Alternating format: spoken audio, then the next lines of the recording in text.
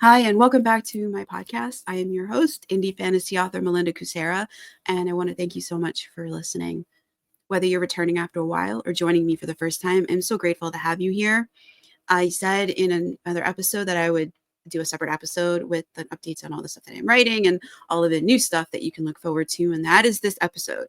So if you missed the other update where I talked about why there haven't been any interviews and why you've been seeing.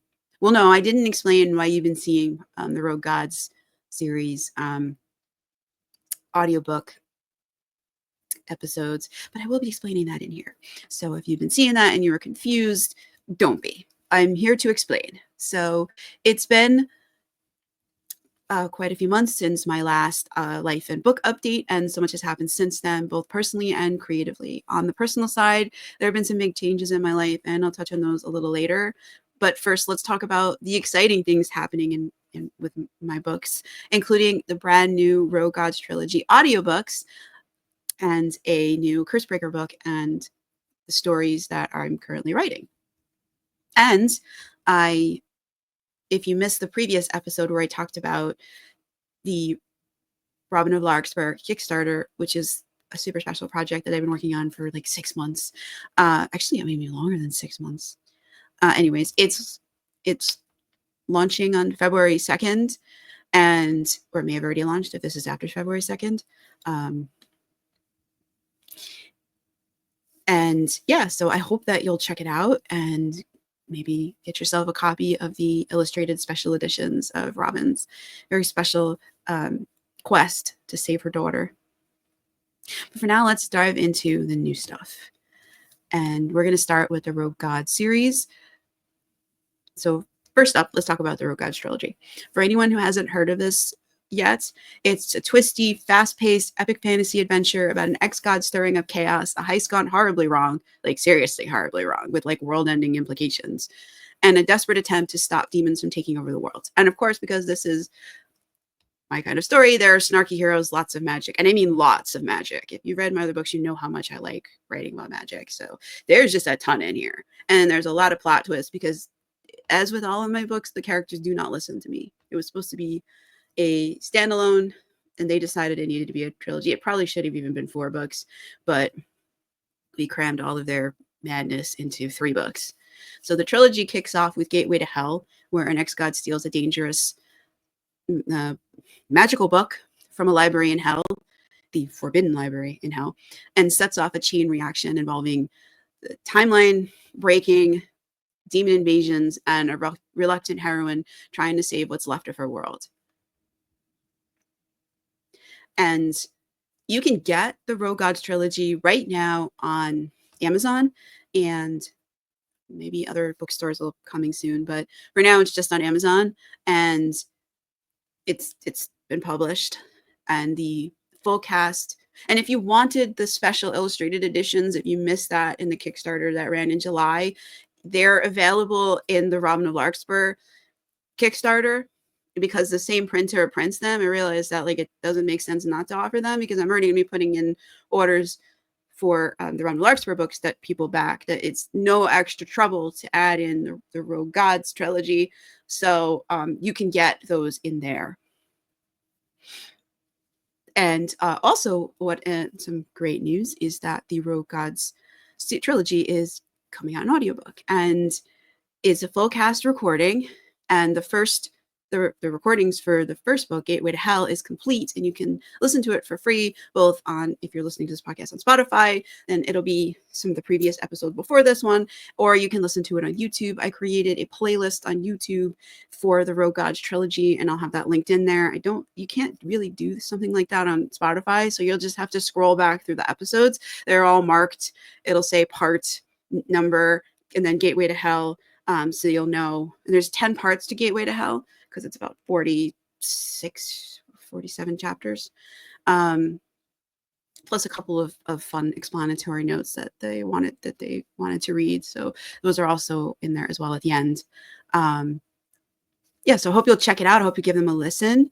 And each episode is split up into bite-sized episodes of 4 to 5 chapters to make it easier to enjoy, as it can be. I find it really challenging to listen to audiobooks on Spotify, and YouTube when they're like one file that's like, when it's one episode that's like 6 or 8 hours long. So instead, I broke it up into about 30 to 45-minute sections, so that if you're listening on the go and you have to pause it, it's not hard to get back to where you were. At least I hope so. That was, if it would be better that I put it all up as one single file, like, just let me know. I can do that. I have all the files. So if you're curious about the story and haven't had a chance to dive into the books yet, this is a great way to start. And I'm working on the audiobook for Summon the Gods, which is book 2 of the Rogue Gods trilogy. So that is in production right now, and that'll follow the same full cast format. And I can't wait to share that with you when they're ready. If you want to get a copy, you can also listen to it as part of Kobo Plus. So if you have that, you can, it's on there. You can definitely listen to it that way. And there's a few other ways you can listen to it. And I'll have a link in the show notes and description, so that if you don't want to listen on YouTube or Spotify, you want to listen in another way, there are ways that you can do that. And I will put that in there.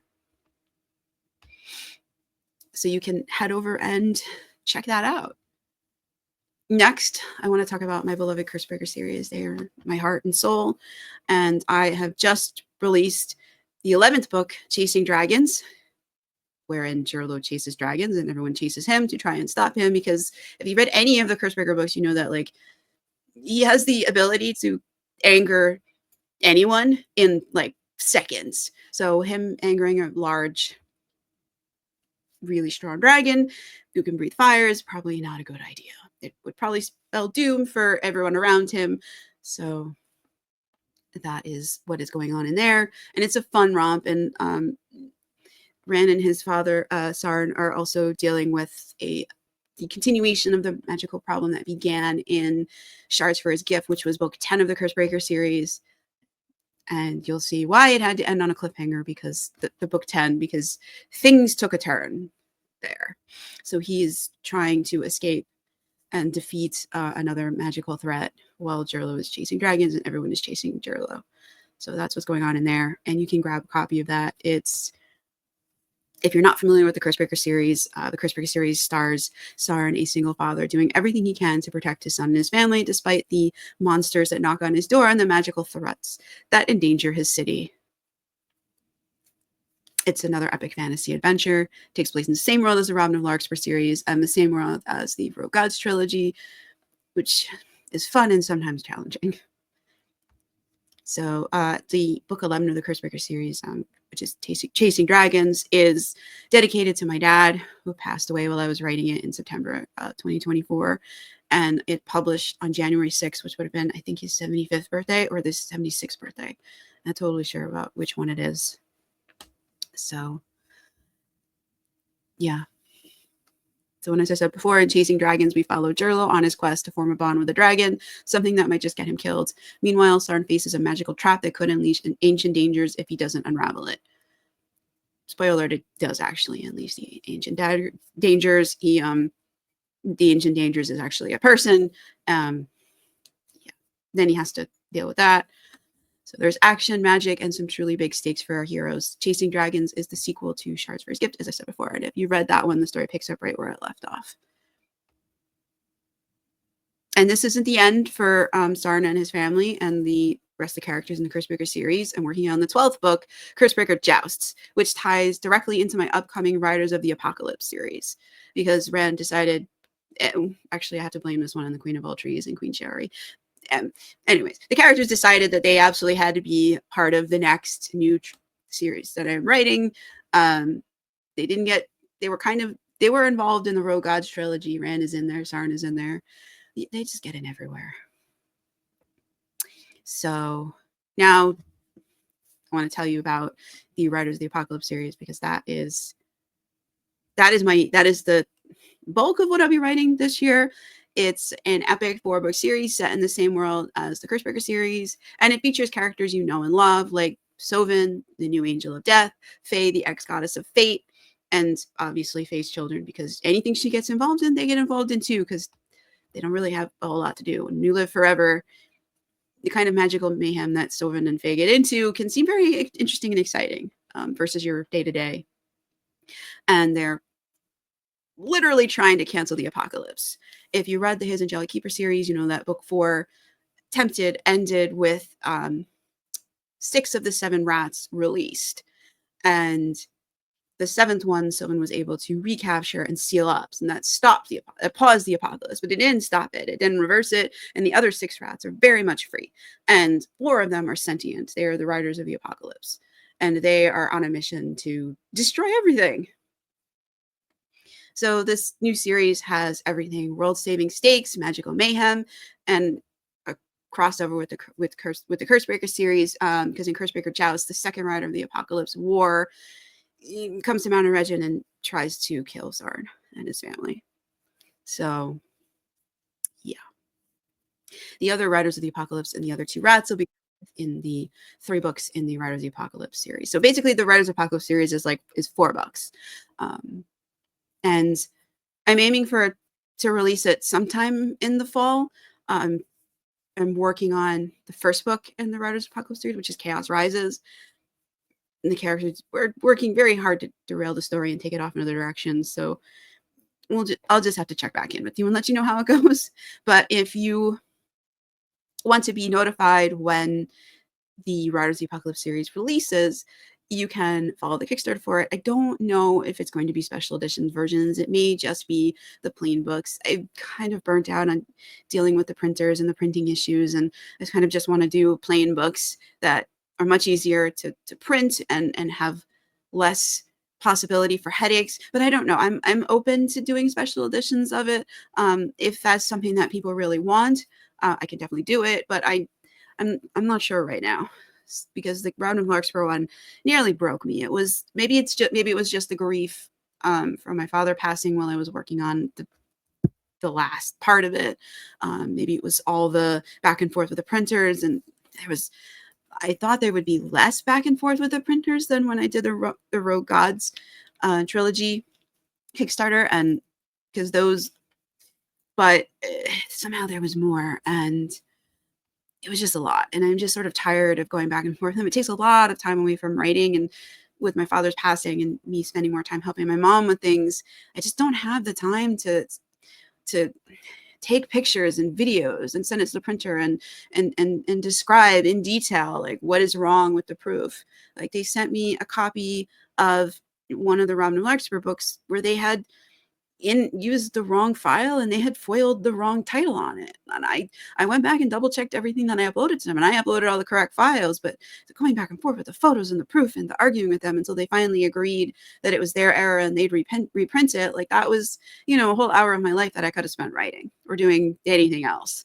So I don't know. So I'm open to hearing what people want. And if they do want the pretty special edition, I mean, I'm open to it if that's something that people really want. But right now, I'm not looking to do that. So yeah, so I'll put the link so you can follow the campaign. And the covers right now are like extremely rough mock-ups. The final versions may be different. They're still, one of them may be very different. I'm not sure about one of them. So, but I needed something so that I like having a visual of the cover when I'm writing, even if it changes by the time it's done. Like, the covers for Chasing Dragons changed a lot between the one I created, just so I had a visual, so it feels like it's real, like the book is a real thing, to what it actually ended up being when it was done. So yeah, or they may not, I don't know. The characters decided that they didn't like the rough mock-up that I was using, and that's why the Chasing Dragons cover changed. So if you happen to have fallen in love with the original version, I'm sorry, and that's why it changed. And then I promise I give you a personal update, and I did talk about a lot of what's going on in the previous episode. And before I end, I just want to take a moment to reflect. And I've said before that my father passed away in September of 2024, and it was a huge loss for my family and for me. I was very close to my parents. And on top of that, I think I mentioned in the previous one that my day job has been going through big changes, and I don't know what that's going to mean for me in terms of my schedule and in terms of just anything really. So I'm feeling very much the ship at sea, being tossed around by the waves of life. But in all this, Writing is my anchor. It is my lifeline. So I'm getting the words. I'm halfway through uh, Chaos Rising. Right. Chaos Rises. That's it. I don't know why I keep changing that one. I keep saying it wrong. I'm also working on another book called Catch the Scribe.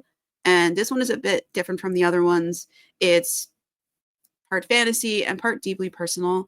It is autobiographical, and Rand likes to say it's non-fictional, and absolutely completely true. He's sort of right about that. Some of it is very autobiographical. Some of it is real. Generally the chapters about the scribe, which is me. That's why the scribe is named Lynn in the book. Is she is me and I am her for the most part. There's some differences. There's also some fantasy and a whole lot of magic. And so it's autobiographical, but I wouldn't exactly call it nonfiction, no matter what Rand says. And in the story follows a lonely scribe, which was me back in 2014, mourning my sister while trying to save her story world from falling apart. As I felt at the time when I lost my sister that I lost everything. And in the book, her characters come to life and help her finish the story. So it's partly a story of how I went from deeply grieving to actually finishing the book and publishing it. And it pulls in a lot of really early stories that were in my blog, which predated my newsletter. So I'm working on that, but that one's a little bit on hold because it's difficult to write about after just losing my father. So I will finish it. It will come out in 2025, but it may not come out to the end of it because it's difficult to write right now. So, but it's meant to be a fun adventure, and it hits a little too close to home for me. So there have been excerpts in my newsletter, and there will be more. But for now, I'm really prioritizing the Riders of the Apocalypse series. I really, really, really want to end this apocalypse thing. I don't like it hanging over my favorite characters' heads. I don't know how they're going to solve this, and I hope they figure it out because I want to keep writing in their world, and I need them to save it. And right now, it doesn't really look like they're going to save it. But we're only about halfway into the first book in it, so I have hope. There is time. They could pull a miracle. It's possible. So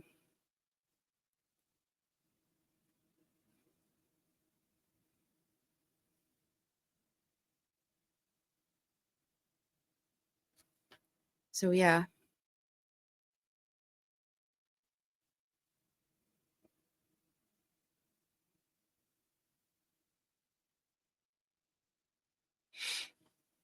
Yeah. So before I end, I want to thank you for listening, for being a part of this wild journey that is being an indie fantasy author.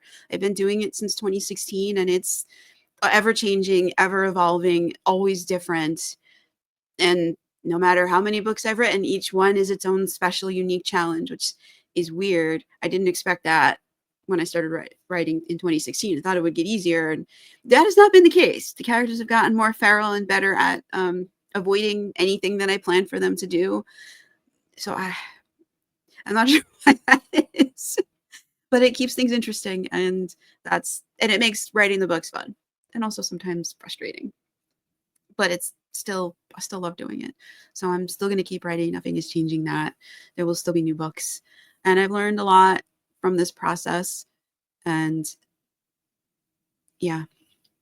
So I hope you'll check out the Robin of Larkspur Kickstarter campaign if it's still running when this episode releases. I'm not sure when it will release, only because I go to my mom's on the weekends. I have limited time, so I'm not sure when I'll be able to edit it. So everything is very much up in the air. But I'll make every effort to get this out while the campaign is still running, at least. And I've learned a lot doing these special edition Kickstarters, with the process, the challenges, the creation of them, and making sure that every campaign is as seamless as possible for all of you, which is why I'm leaning for a simpler format for the Riders of the Apocalypse books, so I can spend more time writing and less time fighting with printers. And I'm really excited to find out if if they stop the apocalypse. They don't want to be really angry, and we'll have to do something, some kind of intervention to fix that. So I hope you'll check out all that. I hope you'll stick around. I'll try to do life updates a little bit more often than randomly every 4 or 5 months. Yeah, thank you so much for being a part of this journey. All right. Bye.